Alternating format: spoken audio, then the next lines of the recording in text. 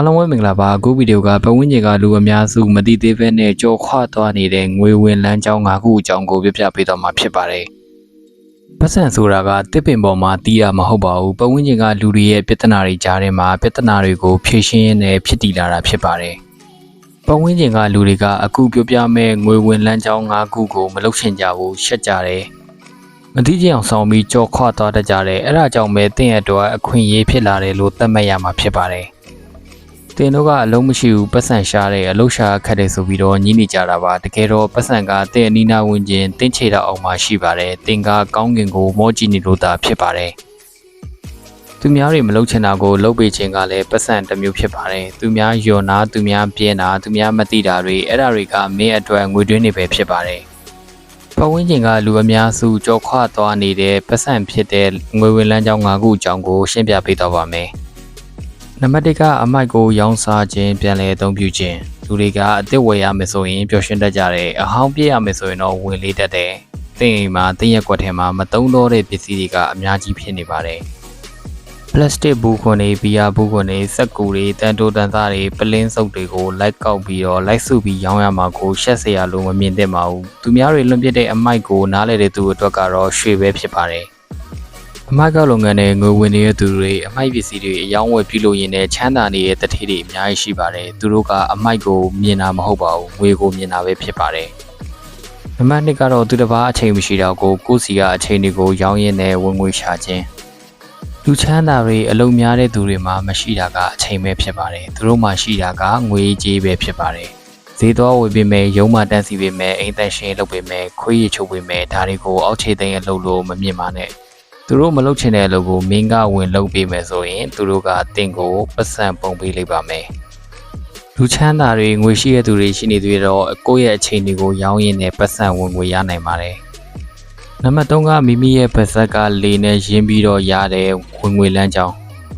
ဖွဲစားလို့ပြောလိုက်မယ်ဆိုရင်နှာခေါင်းမရှုံးကြပါနဲ့အရင်အနည်းတပြားမှမလိုပဲနဲ့ပတ်စံရတာကဖွဲစားပဲရှိပါတယ်ရောင်းချင်တဲ့သူနဲ့ဝယ်ချင်တဲ့သူကိုချိတ်ပေးလိုက်အိမ်ငှားချင်တဲ့သူနဲ့အိမ်ရှင်ကိုချိတ်ပေးလိုက်တင်လို့ရမှာကဖုန်းဆက်မယ်ချိတ်ဆက်မယ်စကားပြောမယ်အောင်မြင်သွားရင်ကြားထဲကနေကော်မရှင်အကျိုးဆောင်ကရမယ်တင်းပစ္စည်းလည်းမဟုတ်ဘူးတင်းပတ်စံလည်းမဆိုင်ရဘူးပါဇက်လေးလှုပ်ယုံနဲ့ဝင်ငွေကိုရရှိနိုင်ပါတယ်နံပါတ်4ဝင်ငွေလမ်းကြောင်းကတော့ပစ္စည်းတွေကိုငှားရမ်းခြင်းတင်းအိမ်မှာမသုံးဘဲနဲ့ပြစ်ထားတဲ့ပစ္စည်းတွေရှိလားဆိုင်ကယ်စပိန်ကင်မရာဝစ်စုံစာအုပ်စသဖြင့်အဲ့ဒါတွေကိုဒီအတိုင်းထားမယ်ဆိုရင်ဆွေးမြေ့တော့မှာဖြစ်ပါတယ်သူများတွေကိုငှားဆိုင်ရပါမယ်စပိန်ဆိုင်ကမဝယ်နိုင်တဲ့သူကိုတရက်ကိုဘယ်လောက်နဲ့ငှားရမ်းရမယ်ကင်မရာမဝယ်နိုင်တဲ့သူကိုပွဲရှိတဲ့ရက်မှာငှားရမယ်စာအုပ်ဖတ်ရှင်တဲ့သူကိုစာအုပ်ငှားပါတင်းပစ္စည်းတွေကတင်းအိမ်မှာအိတ်နေမယ်အစားအပြင်ထွက်ပြီးတော့ပတ်စံရှာပေးလိုက်ပါမယ်ငါးခုမြောက်ဝင်ငွေလမ်းကြောင်းကတော့တင်တီးတဲ့လေလိုင်းပေါ်ကအသိပညာလေးတွေကိုရောင်းချခြင်းပဲဖြစ်ပါတယ်။တင်ကမိမိကိုယ်ဘာမှမတတ်ဘူးလို့မပြောပါနဲ့တင်ကဖုံးပွတ်တတ်တယ်ဂိမ်းဆော့တတ်တယ်စာစီစာရိုက်တတ်တယ်တချို့လူကြီးတွေနည်းပညာမကျွမ်းကျင်တဲ့သူတွေအတွက်အဲ့ဒါတွေကအခက်အခဲဖြစ်နေပါတယ်။ဖုန်းဆော်ဝဲသွင်းပေးမလားအီးမေးလ်ဖွင့်ပေးမလားစာစီစာရိုက်ပေးမလားတင်အတွက်ဒါတွေကလွယ်ကူတယ်လို့ထင်ရပေမဲ့တချို့သောသူတွေအတွက်ကတော့ပညာတစ်ခုလိုဖြစ်နေပါတယ်။အဲ့ဒီကွာဟာချက်ကိုပတ်စံအဖြစ်ပြောင်းယူရပါမယ်လူတော်တော်များများကိုသိစေချင်တာကတော့ရှက်စိတ်ကိုအရင်တက်ပါမယ်အလုံးလုံးလို့ရတဲ့ပတ်စံကမညစ်ပတ်ဘူးပြီးရင်ပတ်ဝန်းကျင်ကိုသိချာကြည့်ရပါမယ်လူတွေပါဒုက္ခရောက်နေလဲဘာ service တွေလိုအပ်နေလဲအဲ့ဒါတွေကပတ်စံတွေပဲဖြစ်ပါတယ်ဒီအဖွဲ့ကစားတည်ချာစဉ်းစားပြီးတော့ဝင်ငွေရှာဖို့အတွက်အခုချက်ချင်းစလုပ်သင့်ပါပြီချက်ချင်းတတိမဖြစ်နိုင်ပေမဲ့ကိုယ်ပိုင်လုပ်ငန်းတစ်ခုကိုပုံမှန်လေးလှုပ်ဆောင်သွားနိုင်မှာဖြစ်ပါတယ်ပတ်စံဆိုတာကနေရာတကာလေလိုင်းတွေထဲမှာပြန့်ကျဲနေပါတယ်